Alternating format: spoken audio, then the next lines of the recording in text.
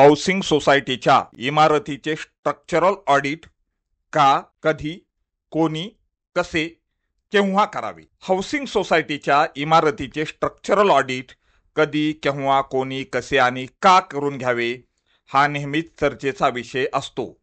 इमारत थोडी जुनी झाली की तुमच्या इमारतीचं स्ट्रक्चरल ऑडिट केलंय काय असा प्रश्न हमखास विचारला जातो.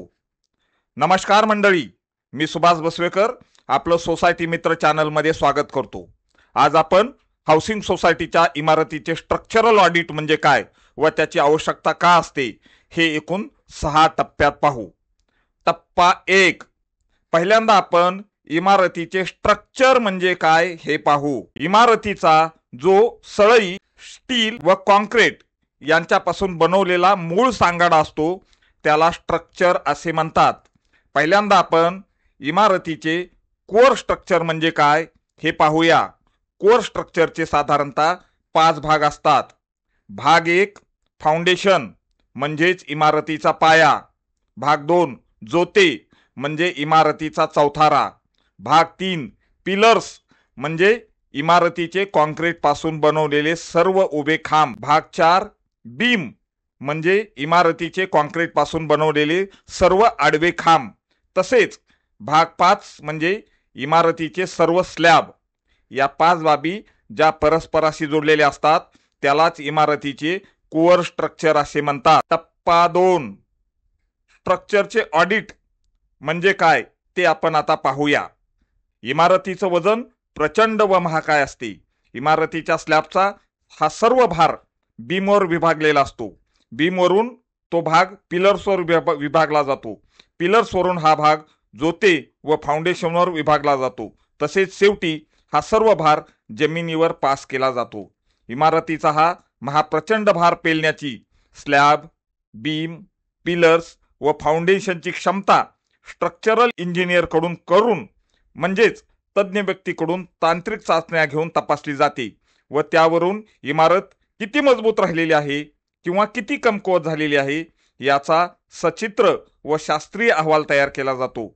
यात कमकुवत स्ट्रक्चरला दुरुस्त करून इमारतीचे आयुष्य वाढवण्याचा बांधकाम दुरुस्तीच्या सूचनाही दिलेल्या असतात.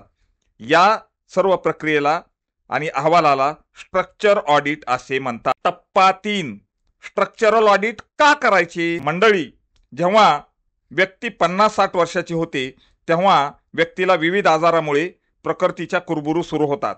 मग अशा व्यक्तीची संपूर्ण वैद्यकीय चाचणी, पूर्ण बॉडी चेकअप करावी लागते आणि त्यावर योग्य उपाययोजना कराव्या लागतात. म्हणजेच व्यक्तीचे आयुष्य वाढते.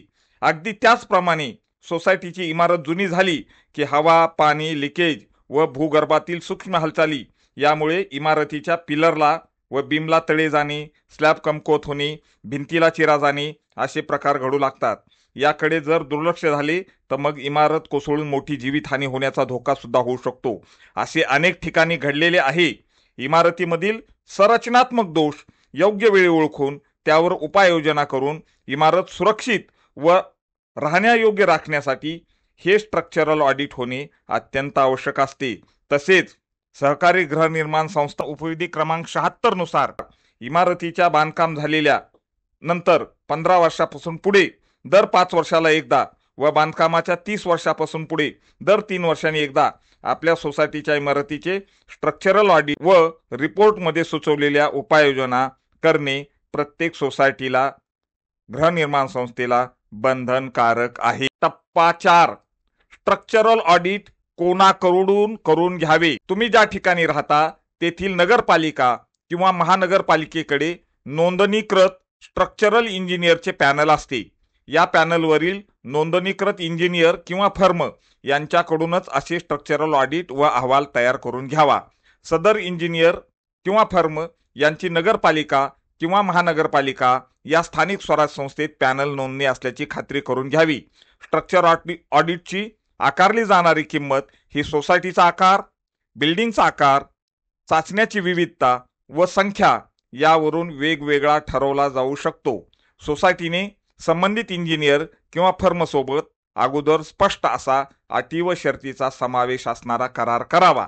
मगच संबंधित फर्मला किंवा इंजिनियरला स्ट्रक्चर ऑडिटचे काम सोपवा. टप्पा नंबर 5 स्ट्रक्चरल ऑडिटची चाचणी व तपासणी प्रक्रिया कशी असते? प्राथमिक तपासणी इमारतीच्या आत व बाहेर निरीक्षण करून व्हिज्युअल इन्स्पेक्शन करून तपासणी केली जाते। तसेच स्ट्रक्चरल ऑडिट प्रक्रियेमध्ये खालील तांत्रिक चाचण्यांचाही समावेश असतो।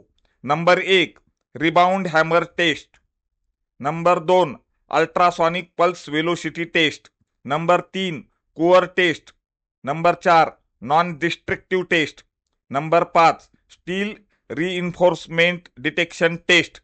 इमारत किती पक्की किंवा कमकुवत आहे हे वरील चाचण्या घेऊन ठरवले जाते।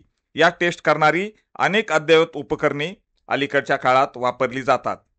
टप्पा क्रमांक 6 अहवाल सादरीकरण व कॅटेगरी। चाचण्या व तपासणी पूर्ण झाल्यावर संबंधित इमारतीच्या सोसायटीला स्ट्रक्चर इंजिनियर किंवा त्याच्या फर्मकडून संरचना अहवाल व प्रमाणपत्र सादर केले जाते। म्हणजे स्ट्रक्चरल ऑडिट व प्रमाणपत्र सर्टिफिकेट सादर केले जाते आणि आवश्यक उपाययोजना लेखी सांगितल्या जातात। ऑडिट अहवालानुसार इमारतीत दुरुस्ती करण्याच्या उपाययोजना ठरवल्या जातात। इमारतीच्या ज्या भागांना त्वरित दुरुस्तीची गरज आहे त्यावर प्राधान्याने काम करण्याच्या सूचना दिल्या जातात। स्ट्रक्चरल सर्टिफिकेटमध्ये अर्थात संरचना प्रमाणपत्रामध्ये इमारतीची सद्यस्थिती ही 1 CI, number 2 C2A, number 3 C2B, number 4 C3 या 4 पैकी एका कॅटेगरीचा उल्लेख करून तसे दर्जा प्रमाणपत्र सोसायटीला व इमारतीला दिले जाते। नंबर 1 C1 कॅटेगरी म्हणजे अति धोकादायक व राहण्यास अयोग्य, तात्काळ रिकामी करून इमारत पाडण्याची सूचना असते। नंबर 2 C2A कॅटेगरी म्हणजे धोकादायक इमारत रिकामी करून तिची दुरुस्ती करून राहण्यायोग्य व सुरक्षित बनवण्याची सूचना असते। कॅटेगरी नंबर 3 C2B कॅटेगरी म्हणजे इमारत रिकामी न करता सुचवलेल्या दुरुस्ती करून इमारत अधिक राहण्यायोग्य व सुरक्षित बनवणे। कॅटेगरी नंबर 4 C3 कॅटेगरी म्हणजे केवळ किरकोळ दुरुस्ती करून इमारत अधिक सुरक्षित बनवणे। आपल्याला या कॅटेगरीमधील आपल्या अहवालात कोणती कॅटेगरी आलेली आहे हे पाहून त्याप्रमाणे सूचनाची अंमलबजावणी करून इमारतीची डागडुजी किंवा दुरुस्ती करून घ्यावी लागते। स्ट्रक्चरल ऑडिट म्हणजे काय व स्ट्रक्चरल ऑडिटची प्रक्रिया व आवश्यकता आणि स्ट्रक्चरल ऑडिटचे निष्कर्ष आदी विषयी आपणास या व्हिडिओमधून सविस्तर माहिती मिळाली असेलच अशी अपेक्षा आहे। हा व्हिडिओ आपणास आवडला असेल तर आपल्या सोसायटी मित्र चॅनलला नक्की शेअर व सबस्क्राईब करा। पुन्हा भेटू लवकरच नवा व्हिडिओ घेऊन। धन्यवाद।